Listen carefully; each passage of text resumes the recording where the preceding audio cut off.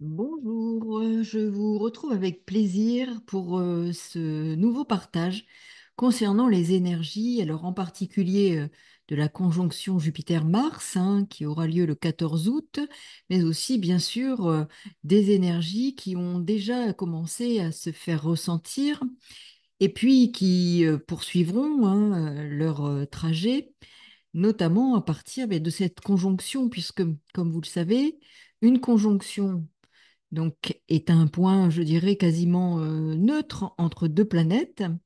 En revanche, c'est le début d'un cycle.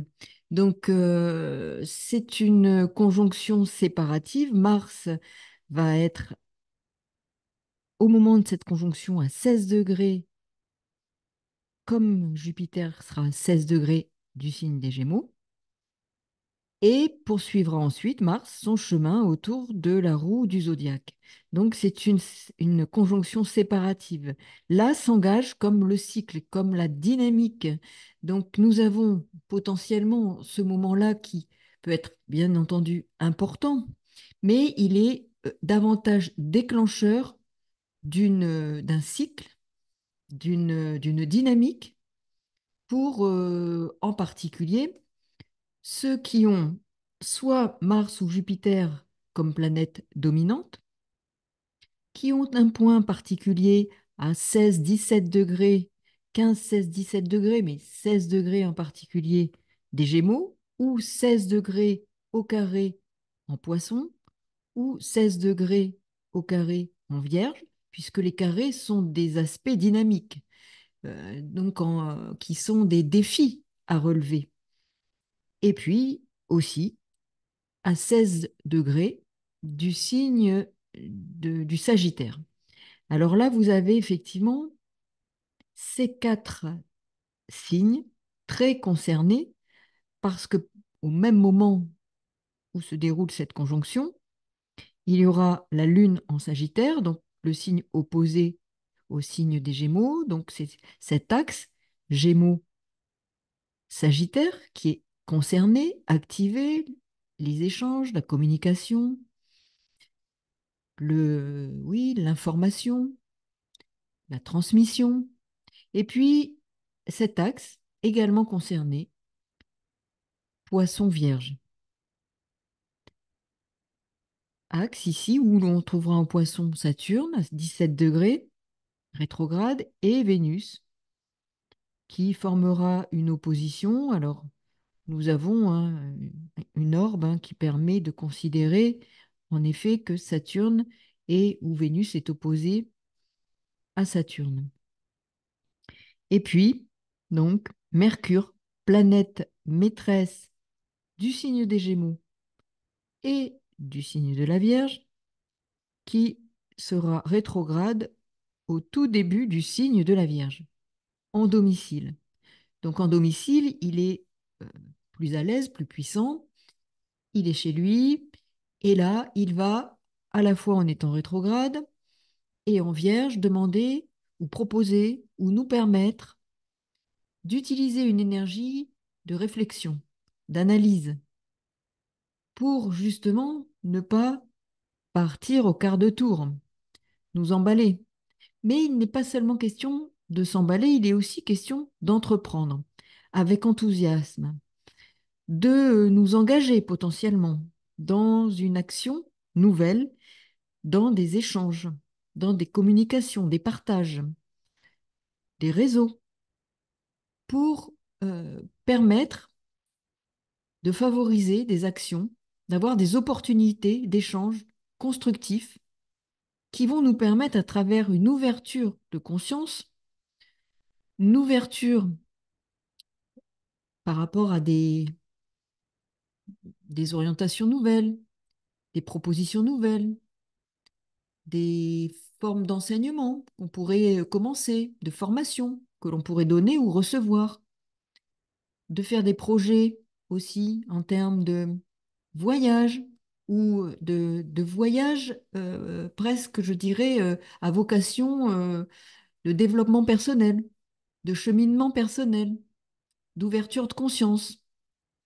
Ce sont des voyages qui peuvent être des voyages par la découverte de nouvelles études, de nouvelles philosophies, d'orientation de pensée, mais aussi des voyages qui auront cette vocation de nous faire découvrir de nouvelles cultures, de nouvelles philosophies, et d'engager, pourquoi pas, un travail sur soi en termes de cheminement, de développement personnel.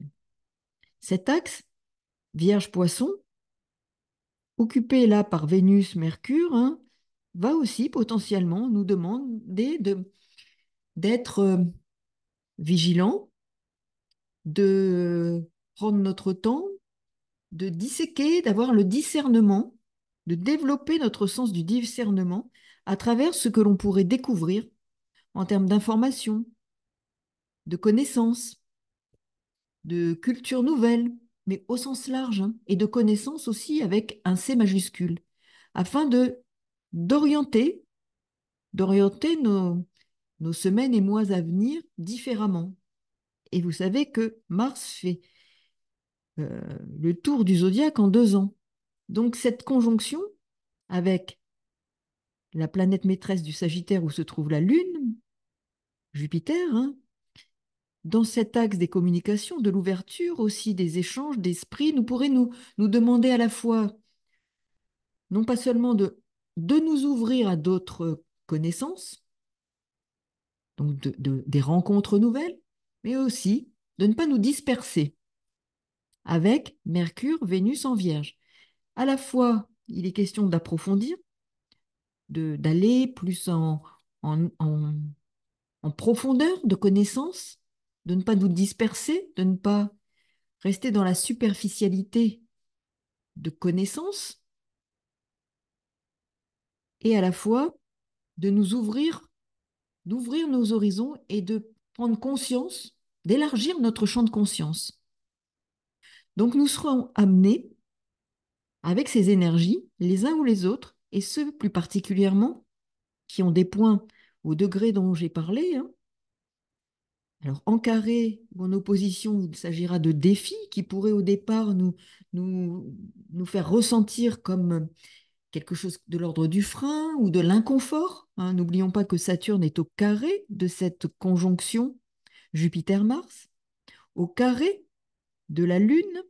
Donc, il peut y avoir un sentiment de frustration, de frein, de ne pas pouvoir faire comme nous aimerions faire, pas autant et aussi avec autant d'enthousiasme, comme si notre enthousiasme était freiné, réfréné par une situation potentiellement peut-être financière, hein. Nous avons quand même le carré à Vénus qui est en Vierge, Vénus qui est en Vierge avec le maître Mercure rétrograde, qui peuvent nous dire justement qu'il y a un frein parce que nous devons apprendre à mieux gérer, à mieux organiser quelque chose afin de nous permettre de réaliser ce que nous voulons mettre en œuvre, concrétiser.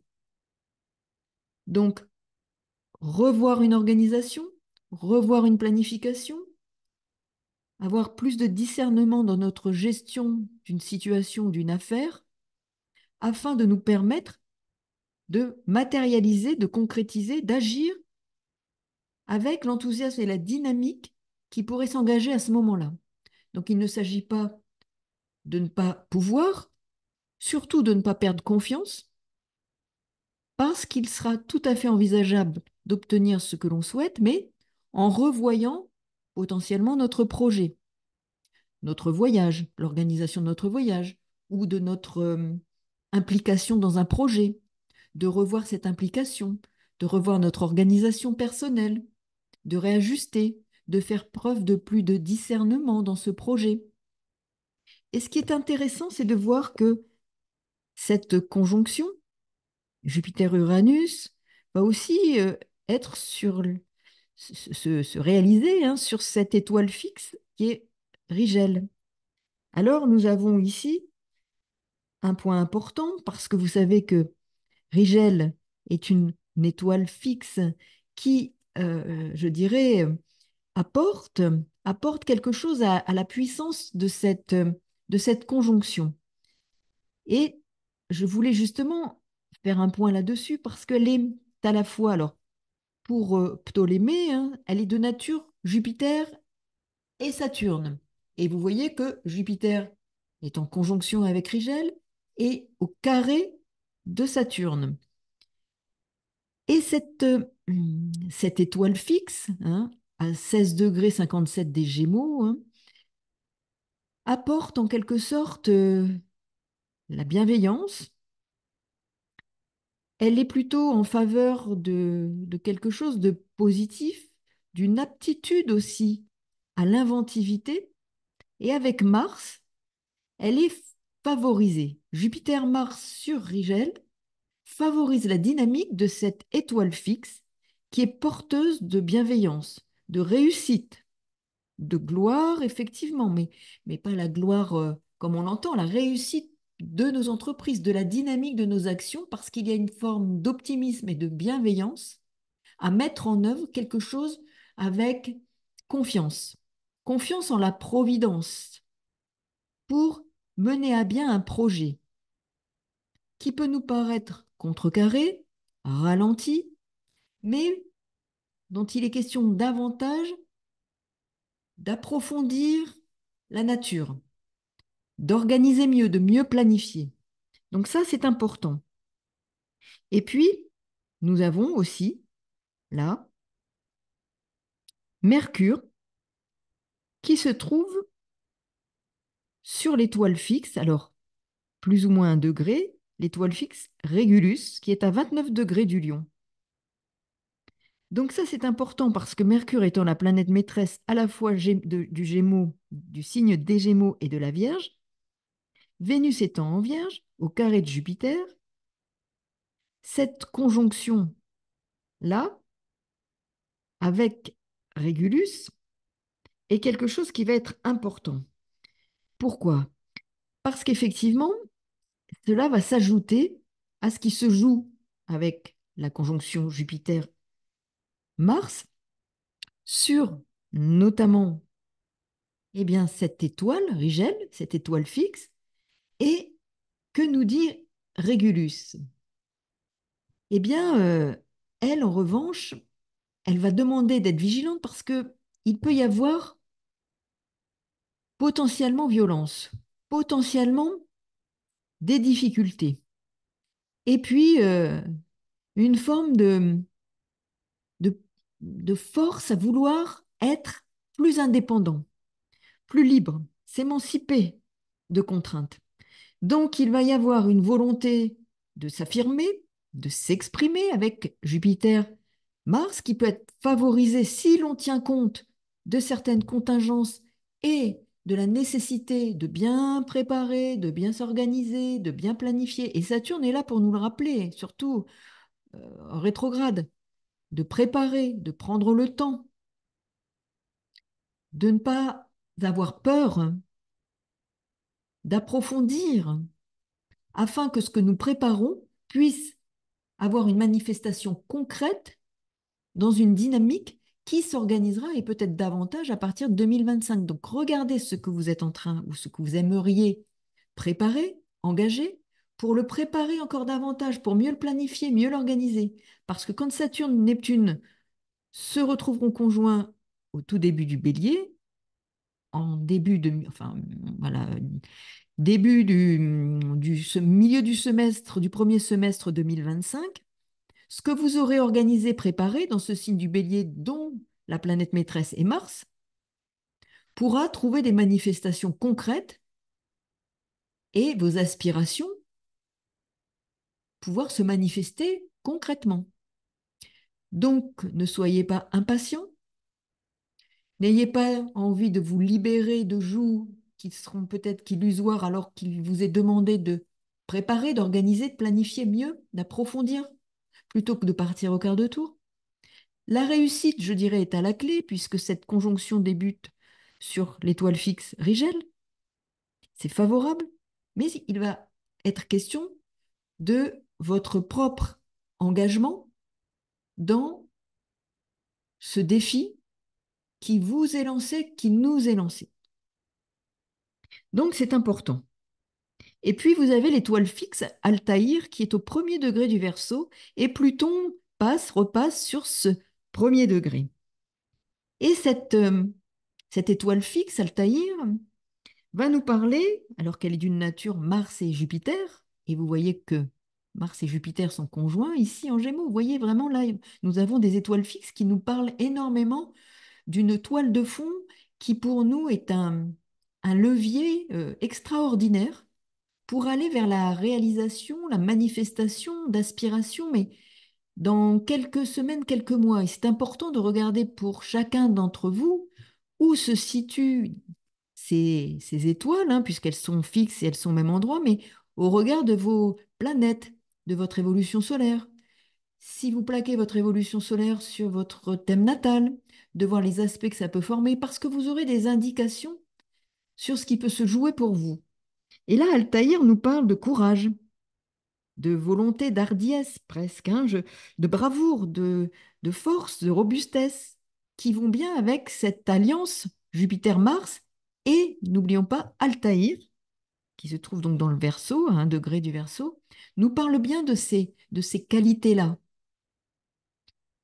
Et nous avons un beau trigone avec Uranus, qui est la planète maîtresse du Verseau, et un sextile à Neptune. Et vous voyez un peu là, cette figure hein, que vous connaissez très bien, hein, ce trigone là, entre Pluton et Uranus et sextile à Neptune. Nous avons là matière à utiliser ce défi Jupiter, Mars, carré Saturne, Saturne rétrograde, opposition Lune, opposition Vénus et opposition Lune, vraiment un temps fort. N'oublions pas que, et vous le savez très bien, hein, Mars, je l'ai déjà dit à plusieurs reprises, hein, et vous le savez, est un déclencheur, mais la Lune aussi est un déclencheur, sachant qu'elle est là opposée à la conjonction Jupiter-Mars en Sagittaire, planète maîtresse du Sagittaire Jupiter, conjoint à Mars. Vous voyez ici combien ça peut être effectivement significatif d'un défi à relever, d'être attentif à ne pas partir et d'être trop réactif, mais plutôt d'utiliser cette dynamique de volonté, d'enthousiasme, de créativité, de réalisation, de matérialiser dans vos vies ce qui pourrait l'être en ayant davantage préparé, organisé et fait preuve de discernement. Il y aura des choix à opérer. Il y aura des choix à faire. N'oubliez pas que Saturne est en Poisson, que nous sommes dans l'axe Poisson-Vierge. Je le répète, c'est un enjeu aussi de développement personnel, de prise de conscience majeure pour nos évolutions respectives. Évolution d'un plan de conscience qui se matérialisera par des situations et vous verrez qu'à travers ces situations, il y aura des clés de compréhension. Les clés de compréhension sont là pour nous faire passer à un stade différent.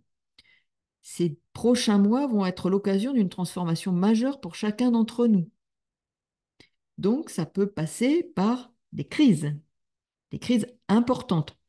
Vous voyez ici, Pluton, dans cet axe-là, ce degré forme à ce moment-là un aspect que vous connaissez.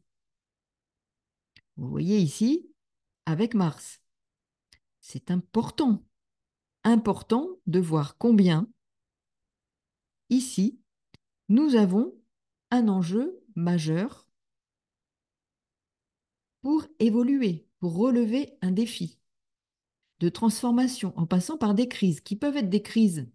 Alors si on va sur le plan mondial, des crises financières, des crises politiques, de la violence potentielle. N'oublions pas qu'Uranus est sur Algol, hein, cette fameuse étoile fixe qui nous parle d'extrême violence. Uranus, c'est aussi la violence.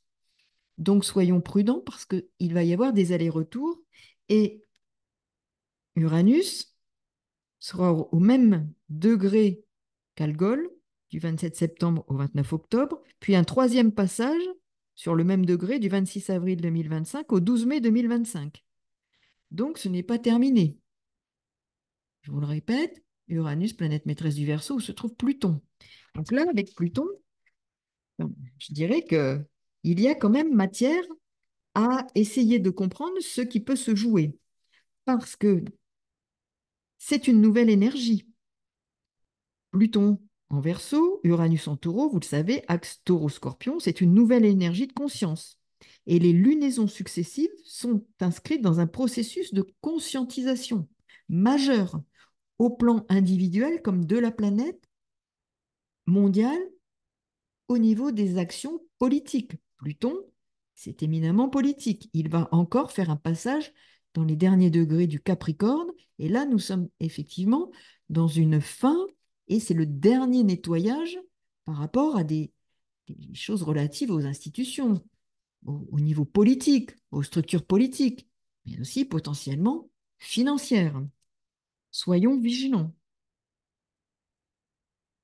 C'est aussi, je dirais, au niveau énergétique, un potentiel d'évolution qui nous permet potentiellement d'aller voir une part d'ombre, et des peurs peuvent surgir, remonter. Vraiment, opportunité de se libérer de ces peurs, de les mettre à distance, de s'en émanciper, d'affirmer sa différence en s'inscrivant quelque part dans un tout qui nous permet de nous libérer de certaines peurs. Mais aussi, ce sera une vigilance à avoir parce que Pluton en Verseau parle de contrôle, de maîtrise, contrôle des réseaux sociaux, des enjeux de pouvoir, des rébellions par rapport aux abus de pouvoir. Il peut y avoir effectivement à ce moment-là des rébellions, des révoltes qui vont frapper fort. Il faudra être vigilant pour être à la bonne distance, pour être vigilant. Je rappelle, à ce moment-là, Vénus en Vierge, Mercure rétrograde en Vierge, discernement, vigilance, prise de distance, pour ne pas être pris dans le feu de l'action. Le feu de l'action, n'oublions pas que Mars, c'est le feu. Dans un signe d'air avec Jupiter, c'est aussi la planète d'un signe de feu, le Sagittaire. La Lune est dans un signe de feu, le Sagittaire. Soyons vigilants d'être à distance de tout potentiel mouvement qui pourrait mettre, je dirais, le feu. Le Soleil est en Lion, signe de feu. Les questions de pouvoir, d'abus de pouvoir, de légitimité à faire, d'avoir le droit à la parole, de s'exprimer et d'avoir le droit à s'exprimer. Mars, Jupiter, Gémeaux. Soyons vigilants aux propos que nous pourrions tenir ou entendre pour ne pas réagir trop vivement. Prudence. Donc il faut faire attention. Et la place que l'on veut prendre dans un mouvement de création peut être intéressant, mais il faudra toujours être vigilant à ce que nous voulons créer, pour être clair avec la place que nous voulons prendre dans ce projet, par exemple. Vous voyez, toute cette dynamique qui est engagée nous appelle à ne pas renoncer, mais à être plus conscient des enjeux sous-jacents, de la part d'ombre cachée sous cette dynamique de création, de volonté de s'émanciper de vieux schémas. Que cela cache-t-il? Qu'est-ce qui nous motive? Quelle est la part d'ombre qui est en action dans ce que nous souhaitons mettre en œuvre, mettre en place, ou ce à quoi nous sommes confrontés? Prise de distance, conscience plus grande, discernement plus important, afin que nous soyons dans dans un équilibre. Hein. Saturne en Poisson nous parle de chercher ou de retrouver un équilibre. Pour l'instant, il est mis à mal, mais il nous est proposé d'aller chercher ce rééquilibrage. Saturne, planète maîtresse, du nœud sud en balance. Nous devons chercher l'équilibre, retrouver notre capacité à nous affirmer, mais en relation avec les autres, sans renoncer, sans capituler, mais en même temps en essayant justement de développer la conciliation, la capacité à donner un point de vue tout en contribuant à l'amélioration d'une situation. Ne pas s'en détacher, ne pas renoncer, mais affirmer un point de vue, une capacité, car c'est un enjeu de guérison de certaines blessures. N'oublions pas que Chiron est en bélier. Il est question de guérir à travers non pas l'expression de la violence, Mars Gémeaux, mais la volonté de débattre, de défendre un point de vue en sachant négocier. Avec la négociation, c'est l'apanage des diplomates. On évite la guerre. La négociation est l'atout pour éviter la guerre. La négociation n'est pas quelque chose qui nous demande d'avoir des compromissions. Il s'agit de compromis pour que chacun puisse trouver l'équilibre dans les choix qui sont opérés. Balance, bélier. Planète maîtresse de la balance, Saturne, qui est en poisson, signe collectif. Comment trouver collectivement et faire des choix collectivement, prendre des décisions collectivement, où chacun peut se retrouver pour vivre ensemble dans un collectif humain. Voilà, cette conjonction Jupiter-Mars va nous apprendre beaucoup sur nous-mêmes, sur notre vie en collectif, sur le vivre ensemble, et regardez surtout tous ces points qui peuvent être activés dans votre thème, et vous apprendrez beaucoup de ce que cela peut vous proposer, vous suggérer pour les semaines, les mois à venir. Merci pour votre écoute, à très bientôt. Au revoir.